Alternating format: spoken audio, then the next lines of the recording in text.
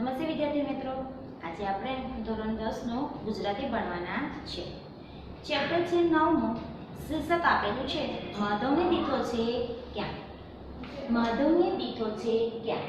માધવ એટલે કોની વાત કરવામાં આવે છે? તમને બધાને ખબર છે કે માધવનું નામ આવે એટલે આપણને ખબર પડી જાય કે શ્રી કૃષ્ણની વાત કરવામાં આવે છે. દીઠો એટલે કે તળપદી ભાષા છે અને તળપદી ભાષામાં દીઠાનો અર્થ થાય છે જોયો છે. ક્યાં ક્યાં એટલે કે તમે મારા માધવને જોયા છે ક્યાં. પ્રશ્નાચિહ્ન, આખું કાવ્ય પ્રશ્નાચિહ્ન રૂપે આપેલું છે. શા માટે આપેલું છે એ આપણે પછી જોઈશું. પહેલા તો આપણે શીર્ષક સમજી લીધું, બરાબર ને. શીર્ષક શું છે કે માધવને દીઠો છે ક્યાંય, એટલે કવિ અહીં કહે છે કે તમે મારા શ્રી કૃષ્ણને જોયા છે ક્યાંય. એના કવિ છે હરીન્દ્ર દવે. હવે પ્રકાર આપેલો છે ઉર્મી ગીત. હવે ઉર્મી ગીત અને ઉર્મી કાવ્ય બંનેમાં ફરક પડે છે. ઉર્મી એટલે કે તરંગ અને મોજું થાય અથવા લાગણી થાય છે. ઉર્મી ગીત અને ઉર્મી કાવ્ય બંનેની જે ડેફિનેશન છે આપણે સમજી લઈએ કે કોને ઉર્મી ગીત કહેવાય અને કોને ઉર્મી કાવ્ય કહેવાય તે. ઉર્મી ગીત આપેલું હોય તો ગીત એટલે ગેય પ્રકારનું. ગેય એટલે કે સારી રીતે ગાઈ શકાય એવું કાવ્ય. અને કાવ્ય કેવું હોવું જોઈએ? ઉર્મી, તરંગ, લાગણીઓથી ભરેલું. તો આ જે કાવ્ય છે તે કાવ્ય કેવું છે? ઉર્મી ગીત. ઉર્મી ગીત એટલે લાગણીઓથી ભરેલું ગીત અને તે સારી રીતે ગાઈ શકાય છે, બરાબર. જો કાવ્ય આપેલું હોય તો કાવ્ય છે એ અલગ પ્રકારનું આવે છે, બરાબર.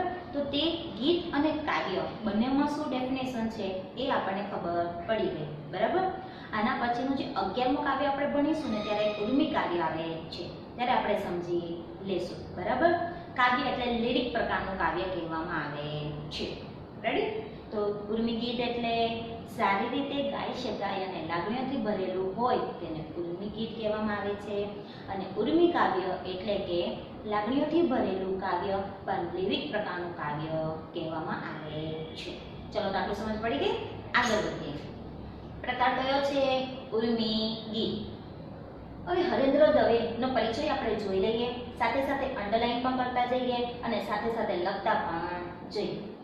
જન્મ 19/9/1930, અવસાન 29/3/1995. પૂરું નામ છે હરીન્દ્ર જયંતીલાલ દવેનું વતન ખંભરા. ખંભરા એટલે ક્યાં આવેલું? કચ્છમાં આવેલું. પહેલી જ લીટીમાં અંડરલાઈન કરી નાખવાનું છે. પિતાનું નામ શું છે? જયંતીલાલ દવે. શું છે એમની અટક? પૂરું નામ શું છે? હરીન્દ્ર જયંતીલાલ દવેનું વતન. વતન એટલે કે જ્યાં આપણો જન્મ થયો હોય ત્યાં. હું એવું ગુજરાતી શીખી ગયા ને એટલે વતન એટલે આપણને ખબર પડી ગઈ ને કે જ્યાં મારો જન્મ થાય ત્યાં. ખંભરામાં આવેલું એટલે ખંભરા ક્યાં આવેલું છે? કચ્છમાં. તેઓ વ્યવસાય પત્રકાર હતા. પત્રકાર એટલે શું થાય? ખબર છે? પત્રકાર એટલે કે જે ન્યૂઝપેપરમાં કોઈ લેખ છાપતા હોય એને પત્રકાર કહેવામાં આવે છે. તો તે વ્યવસાય શું હતો? પત્રકાર હતા. પત્રકાર હતા તો કવિ કઈ રીતે બની ગયા જોઈ લઈએ. કવિતા, નવલકથા, નાટક, વિવેચન, નિબંધ જેવા વિવિધ ક્ષેત્રે તેમણે ખેડ્યા છે. કે તેમણે કવિતા તો લખી છે, સાથે સાથે નવલકથા પણ લખી છે, નાટક પણ લખ્યું છે, વિવેચન પણ લખ્યું છે, નિબંધ જેવા વિવિધ ક્ષેત્રે તેમણે ખેડ્યા હતા. આસવ, મૌન, સૂર્ય ઉપનિષદ, હયાતી તેમના કાવ્ય સંગ્રહ છે. તે શું છે? આસવ, મૌન, સૂર્ય ઉપનિષદ, હયાતી તેમના કાવ્ય સંગ્રહ છે. તેઓ મુખ્યત્વે કવિ છે. પત્રકાર તો હતા જ, સાથે સાથે શું છે? મુખ્યત્વે કવિ પણ છે. તેમના ગીતોનું માધુર્ય ધ્યાન ખેંચે છે. કે તેમના જે ગીતો છે એ કેવું છે? ધ્યાન ખેંચે એટલે કે આકર્ષણ કરે, એટ્રેક્શન આપે એવું છે. તેમના જે ગીતો જેવા હોય છે કે આપણને જે નવું નવું જાણવાની ઈચ્છા થાય છે કે આ એક ગીતની જે કાવ્ય પંક્તિ છે એ ગીતની કાવ્ય પંક્તિ એના પછીની કાવ્ય પંક્તિમાં શું કહેવા માંગે છે તો તે આપણને આકર્ષણ ખેંચે છે. અગન પંખી, પળના પ્રતિબિંબ, માધવ ક્યાં નથી, મુખવટો, અનાગત, ગાંધીની કાવડ તેમની નોંધપાત્ર નવલકથાઓ છે. કાવ્ય તો લખ્યા છે, નવલકથા પણ લખી છે, વિવેચન પણ લખ્યા છે, નિબંધ પણ લખ્યું છે, પત્રકાર પણ છે. પણ સાથે સાથે શું છે? એમણે આ જે મુખવટો, અનાગત, ગાંધીની કાવડ એમના નોંધપાત્ર નવલકથા પણ છે.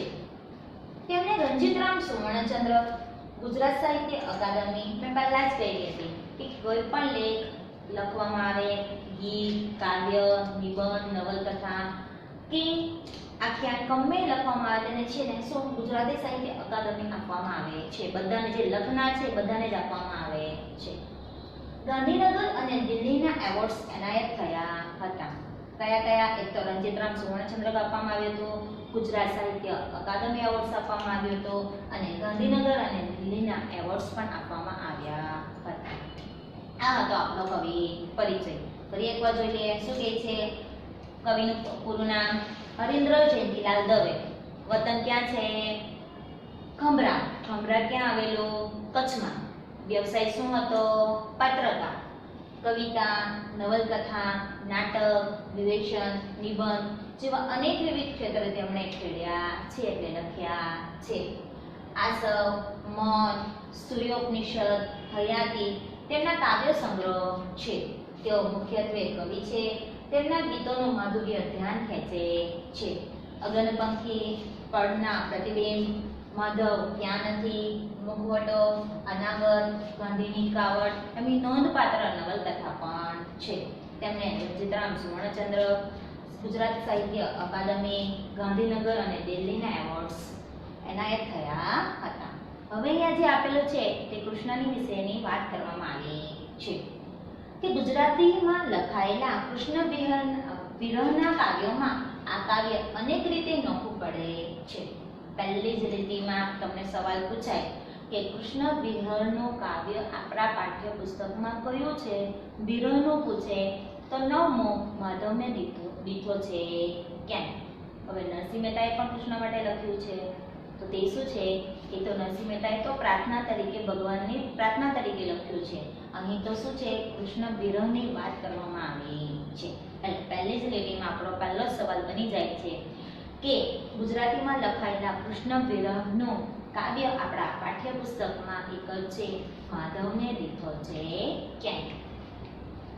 વાંસળી એ તો કૃષ્ણ સાથે અવિનાભાવી રીતે જોડાયેલી છે. કે તમને ખબર જ છે કે શ્રી કૃષ્ણ શું વગાડતા? વાંસળી વગાડતા અને તે એવી સાથે અવિનાવ ભાવથી એટલી બધી રીતે જોડાયેલી છે કે કૃષ્ણ પોતાની સાથે ને સાથે રાખતા હોય છે. પણ અહીં તો વાંસળી પોતે કૃષ્ણથી વિખૂટી પડેલી છે. વિખૂટી એટલે અલગ પડી ગયેલી. કે અહીં વાંસળી છે એ કૃષ્ણથી અલગ થઈ જાય છે. વાંસળીનો સૂર કૃષ્ણને શોધતો હોય છે. કે જે વાંસળીમાંથી જે સૂર નીકળે છે એ કૃષ્ણને શોધે છે. એ શોધ સાથે જોડાય છે અને એ શોધ છે એ સાથે જોડાય છે અને છેલ્લે અંતમાં શ્રી કૃષ્ણ એને મળે છે. બાળકૃષ્ણના જીવનના પ્રતીકો. કદમ. કે જ્યારે શ્રી કૃષ્ણ નાના હતા ત્યારે ક્યાં ક્યાં જતા હતા, કોની સાથે રહેતા હતા તેની વાત અહીં કરવામાં આવી છે. કદમ એ વૃક્ષનું નામ છે, યમુના નદી છે, રાધા છે, મોરપિંછ છે. આ બધાને કાવ્યાત્મક વિનિયોગ કવિએ કર્યો છે. કે આ બધા કાવ્યાત્મક વિનિયોગ એટલે કે તેમની સાથે જે વિયોગ થયો છે એની વાત કરેલી છે. યમુનાના વહેણ સાથે રાધાની આંખની ઉદાસી. કે યમુનાનું જે વહેણ છે કે યમુનામાં જે નદીમાં નાહતા મૂકતા અને યમુનામાં જે નાગ આવ્યો હતો તે તેને કઈ રીતે એને મારીને ભગાડ્યો હતો તેની વાત છે. રાધાની આંખમાંથી ઉદાસી દેખાય છે કારણ કે શ્રી કૃષ્ણ રહ્યા નથી એને કારણે રાધાની આંખમાં ઉદાસી દેખાય છે. ચાંદની સાથે રાતરાણી. કે ચાંદની રાત હોય છે અને રાતરાણી છે એ ફૂલનું નામ છે અને જે રાતે જ ફૂલ ખીલે છે તેની વાત કરેલી છે. મોરપિંછ સાથે સુંદર એવા રંગ, આકાશ અને ચંદ્રનું સાયુજ્ય રચીને કૃષ્ણનો વિરહ કવિએ તીવ્ર બનાવ્યો છે. કૃષ્ણથી વિખૂટા પડવાથી શરૂ થતા ગીતના અંતે જળનું તેજ જોઈ પરખાઈ જાય છે. કે કૃષ્ણથી વિખૂટા એટલે અલગ, જુદા પડી જવાથી ગીતનો અંતની જે કાવ્ય પંક્તિ છે કીધું છે કે જળ પાણીમાં તેજ પ્રકાશ કોનો પડે છે? ચંદ્રનો જે પ્રકાશ પડે છે ત્યારે શ્રી કૃષ્ણ દેખાઈ આવે છે. ચોક્કસ અંદર શ્રી કૃષ્ણ હશે ત્યાં કાવ્ય વિરમે છે તે ત્યાં કાવ્ય પૂરું થાય છે. ભાવની સાથે લયનો ખેંચાણ પણ આ ગીતનો સબળ પાસો છે કે ભાવ તો છે સાથે લય પણ છે અને તેની સાથે ગીત છે એ સારું એવું વર્ણન કરેલું છે. તો માધવને દીઠો છે ક્યાંય તે જે બાળ જીવનના જે શ્રી કૃષ્ણ સાથે જોડાયેલા જે અંગો છે એની વાત કરવામાં આવેલી છે કે કવિ છે એ કવિ શ્રી કૃષ્ણને શોધવા માટે જાય છે. કવિની સાથે કોણ જાય છે? જે વાંસળી છે એ વાંસળીનો જે સૂર છે એમાંથી જે નીકળતો સૂર એ શ્રી કૃષ્ણને શોધતા હોય છે. શ્રી કૃષ્ણ અને વાંસળી જ્યારે અલગ પડે છે આ ત્યાંની વાત કરવામાં આવેલી છે. તમને ખબર છે કે કોઈ કારણસર શ્રી કૃષ્ણએ વાંસળી વગાડવાનું છોડી દીધું હતું. રાધાના કહેવાથી શ્રી કૃષ્ણએ વાંસળી વગાડવાનું છોડી દીધું હતું એ તો આપણને ખબર જ છે. એટલે એ સ્ટોરી આપણે વધારે ન કરીએ અને પાઠની જે સમજૂતી જોઈએ કે પાઠમાં શું કહેવા માંગીએ છીએ કે સૂર વાંસળીથી છે સૂર અલગ થઈ જાય છે અને સૂર છે એ શ્રી કૃષ્ણને શોધવા માટે નીકળે છે. શ્રી કૃષ્ણને તો પ્રથમવાર કદમના ઝાડની નીચે શોધવા માટે જાય છે. કદમના ઝાડને પૂછે છે કે તમે મારા શ્રી કૃષ્ણને જોયા છે? ત્યારે કદમના ઝાડ કંઈ સવાલના જવાબ ન આપતા નિરાશ થઈ જાય છે. તો આ બાજુ સૂર આગળ વધે છે અને જે ધરતી જમીન છે અને જમીનમાં જે ધૂળ છે અને ધૂળમાં જે શ્રી કૃષ્ણના ચરણ સ્પર્શ એટલે કે ચરણ રજ છે એને પૂછવામાં આવે છે કે તે ધૂળને પૂછે છે કે તમે મારા શ્રી કૃષ્ણને જોયા છે? ધૂળ પર કંઈ કહેતું નથી અને એ સૂર આગળ વધે છે. યમુનાનો જે વહેણ છે એ પાણીને પૂછે છે કે તમે મારા શ્રી કૃષ્ણને જોયા છે? તો યમુનાના વહેણ પણ કંઈ જવાબ આપતો નથી અને જે સૂર છે એ રાધાની આંખોને જોઈ છે કે રાધાની આંખો કેમ ઉદાસ છે કે રાધાની આંખો ઉદાસ થઈ ગઈ છે.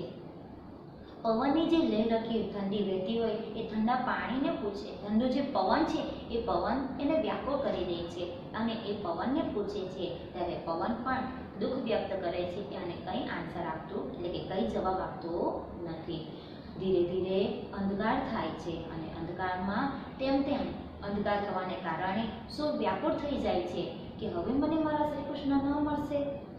આગળ વધે છે અને જે લાગણીઓ છે એ લાગણીઓ જેમ જેમ શ્રી કૃષ્ણ ન મળે છે તેમ લાગણીઓ ઉભરાઈ આવે છે અને એ લાગણીઓ ઉભરાવાને કારણે જે રીતના જાગર છે એ જાગરથી રાતરાણી નહાય છે તે લાગણીઓથી સૂર પણ નહાય છે. આગળ વધે છે અને કહે છે ભલે મને શ્રી કૃષ્ણ ન મળે તો વાંધો નહીં પણ ભલે એનું મોરપીંછ મળશે તો પણ મને વાંધો નથી. એટલે કહે છે કે મને મોરપીંછ મળશે તો પણ વાંધો નથી પણ શ્રી કૃષ્ણ પણ નથી મળતા અને મોરપીંછ પણ મળતું નથી. એટલામાં જ આકાશમાં ચંદ્રનો પ્રકાશ આવે છે અને એટલે કે ચંદ્રનો ક્યારે આખો પૂનમનો ચાંદ હોય છે ત્યારે પ્રકાશ આવે છે અને એ પ્રકાશ જ્યારે યમુના નદીના પાણીમાં જ્યારે રેલાય છે એટલે કે તેનો પ્રકાશ પડે છે ત્યારે પાતાળ લોકમાં શ્રી કૃષ્ણ દેખાઈ આવે છે અને શ્રી કૃષ્ણ છેલ્લે દેખાય છે એટલે અહીંયા અંત પૂરું થાય છે એટલે એની કાવ્ય પંક્તિ પૂરી થાય છે. તો કાવ્ય પંક્તિ સમજી લઈએ બરાબર. કાવ્ય પંક્તિમાં શું કહે છે કે પહેલી જ લીટીમાં કહે છે વાંસળીથી વિખોટો થઈને આ સૂર એક ઢૂંઢે કદમની છાન. પહેલી જ લીટીમાં શું કહે છે વાંસળીથી વિખૂટું કોણ પડી જાય છે? સૂર. પહેલાં તો શ્રી કૃષ્ણ સાથે વાંસળી છે એ અવિનાભાવી રીતે જોડાયેલી હોય છે એ તો આપણને પહેલાંથી જ ખબર છે બરાબર. તો અહીંયા વાંસળીથી વિખૂટું એટલે અલગ પડી જો કોણ પડે છે? સૂર. અને સૂર ઢૂંઢે એટલે કે શોધે છે કોને? કદમની છાયાને. કાવ્યપંક્તિમાં શું કહે છે વાંસળીથી અલગ થઈ જાય છે. કોણ અલગ થાય છે? સૂર. સૂર અલગ થઈ જાય છે અને કદમની છાયામાં શ્રી કૃષ્ણને શોધે છે. હવે શા માટે કદમની છાયામાં? આ જે કદમ છે એ ઝાડની નીચે શ્રી કૃષ્ણ વાંસળી વગાડતા હતા. જ્યારે બાલ્ય અવસ્થામાં હતા ત્યારે શ્રી કૃષ્ણ કદમની ઝાડ ઉપર ચડીને કે ત્યાં નીચે બેસીને વાંસળી વગાડતા હતા. એટલા માટે અહીં કદમના ઝાડને પૂછવામાં આવે છે. તો પહેલી લીટી બોલી જાઉં છું. વાંસળીથી અલગ થઈને સૂર કદમની છાયામાં શ્રી કૃષ્ણને શોધે છે. અહીં તો શું શ્રી કૃષ્ણને પૂછવા માટે આવે છે એટલે શ્રી કૃષ્ણને શોધે છે. પહેલી લીટી ખબર પડી ગઈ. ફરી આખી બોલી જઈએ. વાંસળીથી અલગ થઈને સૂર કદમની છાયામાં શ્રી કૃષ્ણને શોધે છે. આવડી ગઈ? આગળ માળવની ધૂળને ધંધોરી પૂછે, મારા માધવને દીધો છે ક્યાં? માર્ગ, માર્ગ એટલે રસ્તાની, ધૂળ એટલે રજ, ધંધોરી એટલે હલાવીને પૂછે છે. હવે શા માટે માર્ગના ધૂળને પૂછે છે? કેમ કે જે શ્રી કૃષ્ણ રહેતા હતા અને ત્યાંથી જતા હતા તો તેમના જે ચરણ રજ છે એ ત્યાં સ્પર્શ થયા છે અને એ સ્પર્શ થવાને કારણે એમને ખબર હશે કદાચ કે શ્રી કૃષ્ણ ક્યાં ગયા છે, એટલા માટે એ માર્ગના ધૂળને પણ પૂછે છે કે રસ્તાની ધૂળને હલાવીને પૂછે છે, મારા માધવને જોયા છે ક્યાંય? દીઠો છે એટલે આપણે શીર્ષકમાં સમજાવી દીધું હતું કે મારા માધવને જોયા છે ક્યાંય. ફરી એકવાર જોઈ લઈએ. રસ્તાની ધૂળને હલાવીને પૂછે છે, તમે મારા માધવને જોયા છે ક્યાંય? ચાર લીટીનો અનુવાદ જોઈ લઈએ. શું કહે છે? વાંસળીથી અલગ થઈને સૂર કદમની છાયામાં શ્રી કૃષ્ણને શોધે છે. રસ્તાની ધૂળને હલાવીને પૂછે છે, તમે મારા શ્રી કૃષ્ણને જોયા છે ક્યાંય? પ્રશ્નાર્થ ચિહ્ન. ખબર પડી ગઈ? આગળ યમુનાના વહેણ તમે મૂંગા છો કેમ? જે યમુનાનો જે વહેણ એટલે કે પ્રવાહ, તે યમુનાનો જે વહેણ છે, પ્રવાહ છે, એને પૂછે છે તમે શા માટે મૂંગા છો? મારા શ્રી કૃષ્ણ ક્યાં છે? અને રાધાની આંખ કાં ઉદાસ? કે રાધાની આંખ કાં એટલે કેમ ઉદાસ છે? અહીં બંનેમાં પ્રશ્નાચિહ્ન આપેલું છે કેમ કે પ્રશ્ન પૂછે છે એટલા માટે. શું કહે છે? યમુનાના વહેણ તમે કેમ મૂંગા છો? મારા શ્રી કૃષ્ણ ક્યાં છે? અને રાધાની આંખો કેમ ઉદાસ છે? વહી જતી આ લેહ રખી વ્યાકુળ કરે છે અહીં, સળતી આ સાંજનો ઉજાસ. વહી જતી કે જે પવનની જે લેહ રખી વહે છે, કે પવનની જે લેહ રખી એટલે જે ઠંડો પવન, શીતળ પવન છે, એ પવન ફૂંકાતો હોય છે અને એ શીતળ પવનમાં આ બાજુ શું છે એ વ્યાકુળ બની જાય છે. શા માટે? કેમ કે કદમની ઝાડને પૂછી લીધું, ધૂળને પૂછી લીધું, યમુનાના વહેણને પૂછી લીધું અને રાધાની આંખોને જોઈને આ બાજુ શું પણ વ્યાકુળ બની જાય છે. સરતી આ સાંજનો ઉજાસ. સરતી એટલે ઉદાસ થવું. કોણ? કે સાંજનો જે પ્રકાશ છે, જે ઉજાસ છે, એ પણ ઉદાસ થઈ જાય છે અને ધીરે ધીરે અંધારું થઈ જાય છે. તો આગળ 6 લીટીમાં તો ખબર પડી ગઈ. અહીંથી થોડી પ્રોબ્લેમ આવશે તમને. શું કહે છે કે પવનની લહેરખીથી સૂર વ્યાકુળ બની જાય છે. કોનાથી? પવનની લહેરખી. પવનની લહેરખી એટલે ઠંડા પવનથી. બરાબર? ફરી બોલી જાઉં છું. પવનની લહેરખીથી સૂર વ્યાકુળ બની જાય છે અને સાંજનો પ્રકાશ ઉદાસ થઈ જાય છે. શા માટે? કારણ કે શ્રી કૃષ્ણ ન મળ્યા હોવાને કારણે. ફરી બે લીટી બોલી જઈએ. યમુનાના વહેણ તમે કેમ મૂંગા છો? રાધાની આંખો કેમ ઉદાસ છે? પવનની લહેરખી સૂરને વ્યાકુળ કરે છે અને આ સાંજનો ઉજાસ કેમ ઉદાસ છે? આગળ જોઈએ. આ 4 લીટીમાં ખબર પડી ગઈ. તમને આ લીટીનો પ્રશ્ન એ રીતે પૂછાય કે પવનની લહેરખી કોને વ્યાકુળ કરે છે? તો સવાલનો જવાબ આવડવો જોઈએ કે સૂરને વ્યાકુળ કરે છે. આગળ બાવરી વિભાવરીના પગલાની લાગણીથી રાતરાણી ઝાકળથી નહાય છે. બાવરી એટલે કે ગભરાયેલી, વિભાવરી એટલે રાત્રિ, પગલાની એટલે આગળ વધતી. શું છે? લાગણીઓના સ્પર્શથી. કે ગભરાયેલી રાત્રિ છે. સાંજ થઈ ગઈ છે, હવે રાત થઈ ગઈ છે અને રાત્રિ કેવી છે? ગભરાઈ જાય છે. શા માટે? શ્રી કૃષ્ણ હવે દેખાવાના જ નથી, કેમ કે અંધારું પણ થઈ ગયું. હવે શ્રી કૃષ્ણ તો દેખાયા જ નહીં. એટલે કે છે ગભરાયેલી રાત્રિ જેમ જેમ આગળ વધે છે તેમ લાગણીઓનો સ્પર્શ થાય છે. લાગણીઓ શાનાથી થાય છે? શ્રી કૃષ્ણ જોવાના માટે, કે શ્રી કૃષ્ણ જો દેખાઈ જાય તો લાગણી અને પ્રેમ છે એ વ્યક્ત થઈ જાય. એટલે કે છે ગભરાયેલી રાત્રિના લાગણીઓના સ્પર્શથી રાતરાણી ઝાકળથી નહાય છે. હવે આપેલું છે કે રાતરાણી સાથે નહાય છે ઝાકળથી. ઝાકળ એટલે ઓસ. રાતરાણી શું છે? રાતે સુગંધ આપતો ફૂલ અને રાતે જ ઉગતો ફૂલ એ રાતરાણી ફૂલ છે. અને તે રાતરાણી શું છે? લાગણીઓના સ્પર્શ થવાથી એમના ઉપર ઓસ પડે છે અને ઓસ પડવાને કારણે એ નહાય છે. હવે જે લાગણીઓ હોય છે તો આપણે શ્રી કૃષ્ણને જો આ સોર મળ્યો હતો તો તેમના શું લાગણીઓ વ્યક્ત થાય. તો લાગણીઓ વ્યક્ત ક્યારે થાય? આંખમાંથી આંસુ આવી જાય છે તે આપણે લાગણીઓ પ્રેમની લાગણીઓથી વ્યક્ત થાય છે. તો જે રીતના શ્રી કૃષ્ણને પામવા માટે એ લોકો પ્રેમથી લાગણીઓને વ્યક્ત કરે છે, તેમ આ પ્રેમ છે કોના પર વરસાદ થાય છે? રાતરાણીમાં ઝાકળ પ્રમાણે રાતરાણી છે એના ઝાકળથી એ નહાઈ જાય છે. તો આ રીતે ફરી બોલી જાઉં છું. ગભરાયેલી રાત્રિના પગલાથી લાગણીઓના સ્પર્શથી રાતરાણી ઝાકળથી નહાય છે. શા માટે લેવામાં આવ્યું? કઈ રીતે લીધું એ મેં સમજાવી દીધું. શા માટે?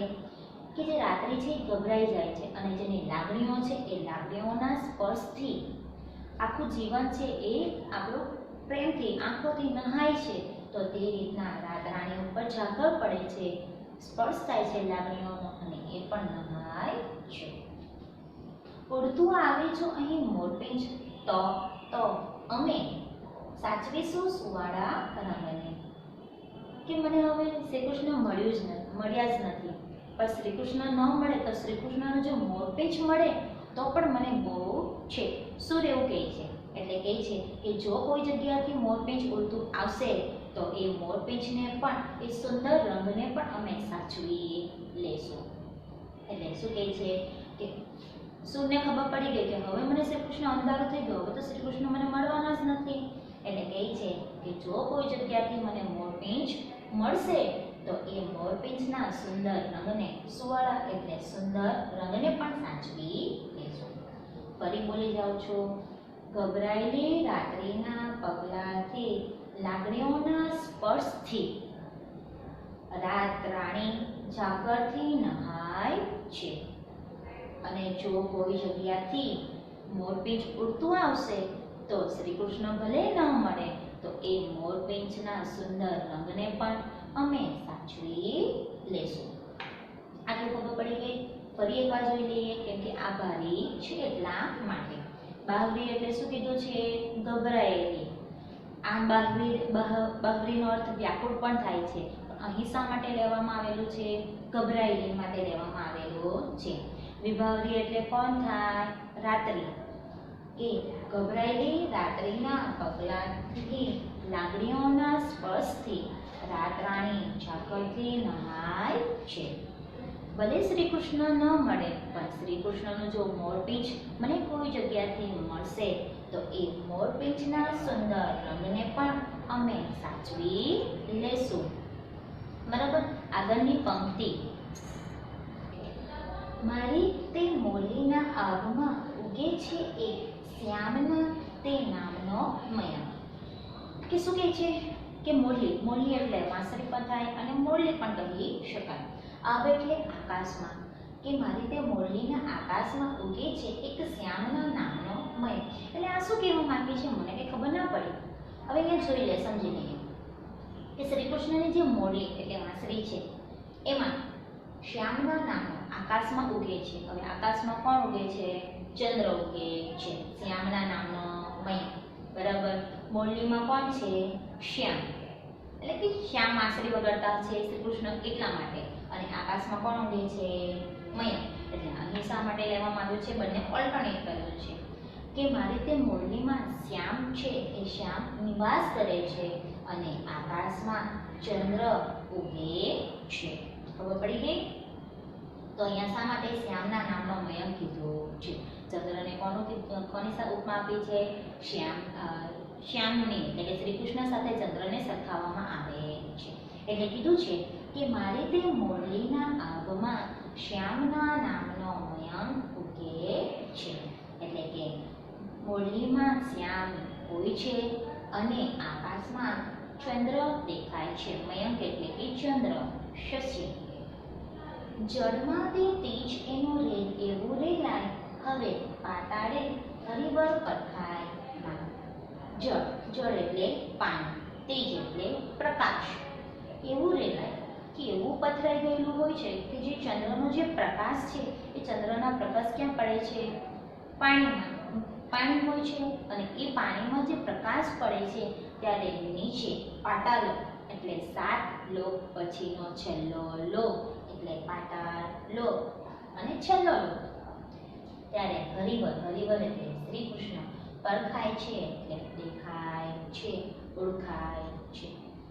કે જેવો શ્યામના જે ચંદ્ર છે, ચંદ્રનો જે પ્રકાશ છે એ પાણીમાં પડે છે અને એ પાણીમાં પડવાને કારણે જે પાતાળ લોકમાં શ્રી કૃષ્ણ છે એ શ્રી કૃષ્ણ મને દેખાય આવે છે. બરાબર? તો અહીં શું કહે છે? અંતમાં મને શ્રી કૃષ્ણ દેખાય છે અને અંતમાં શ્રી કૃષ્ણ મળે છે અને અહીં કાવ્ય પંક્તિ પૂરી થાય છે. તો આખી કાવ્ય પંક્તિ આપણે એકવાર ફરી જોઈ લઈએ. વાંસળીથી વિખૂટો થઈને સૂર કદમની છાયામાં શ્રી કૃષ્ણને શોધે છે. રસ્તાની ધૂળને હલાવીને પૂછે છે, તમે મારા શ્રી કૃષ્ણને જોયા છે ક્યાંય? યમુનાના વહે તમે કેમ મૂંગા છો? મારા શ્રી કૃષ્ણ ક્યાં છે? રાધાની આંખો કેમ ઉદાસ છે? આ જોઈને સૂર પણ ઉદાસ થઈ જાય છે. પવનની લહેરખી હોય છે એ સૂરને વ્યાકુળ કરે છે. સાંજનો ઉદાસ થઈ જાય છે કારણ કે શ્રી કૃષ્ણ મળ્યા નથી.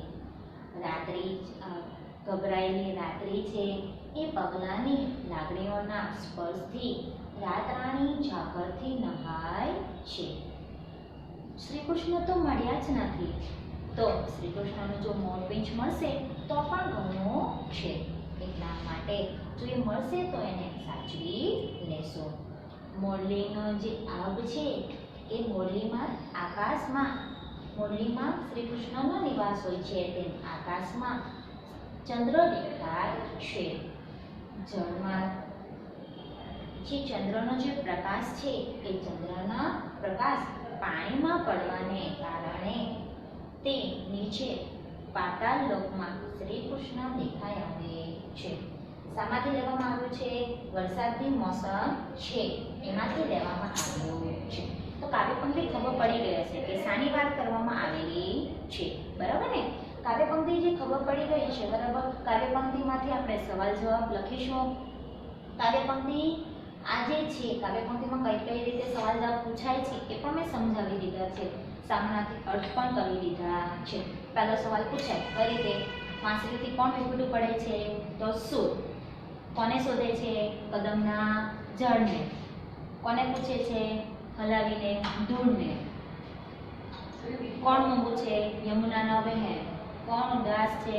રાધાની આંખો. લહેરખી કોને વ્યાકુળ કરે છે? સૂરને. સાંજનો ઉજાસ કેવો છે? ઉદાસ. કોણ ગભરાયેલું છે? રાત્રિ. લાગણીઓના સ્પર્શથી કોણ નહાય છે? રાતરાણી. શું સાચવવાની વાત કરે છે? મોરપીંછ. મોરલીના આભમાં કોણ છે ઉગે? શ્યામના નામનો મયંક. અને જળના તેજમાં છેલ્લે અંતમાં કોણ દેખાય છે? પાતાળ લોકમાં હરિવર એટલે શ્રી કૃષ્ણ દેખાય આવે છે. આના પછીનો જે શબ્દાર્થ છે એ શબ્દાર્થ આપણે લખવાનો છે. શબ્દાર્થ પછી તળપદા ભાષા, રૂઢિપ્રયોગ આપેલા છે એ આપણે લખજો. શબ્દાર્થ આપેલા છે, તળપદા શબ્દ આપેલા છે, વિરુદ્ધાર્થી શબ્દ આપેલા છે એ લખવાનો છે. સ્વાધ્યાય એકવાર જોઈ લઈએ. રાધાની આંખ ઉદાસી હોવાનું કારણ. શા માટે ઉદાસ હતી? આમને ના. કદમની ડાળથી યમુનાના વહેણથી કૃષ્ણના મિલન, તે કૃષ્ણ માટે વિરહ. કૃષ્ણ માટે વિરહ. પહેલુંમાં શું આવશે? ડી. કવિ કોના ઉડતા આવવાની ઈચ્છા વ્યક્ત કરે છે? મોરપીંછ. સ્વર્ગનું વિમાન, પક્ષીઓ, માર્ગની દોર. મોરપીંછ ઉડતું આવશે, બરાબર. એટલે કવિ મોરપીંછના ઉડતા આવવાની ઈચ્છા રાખે છે.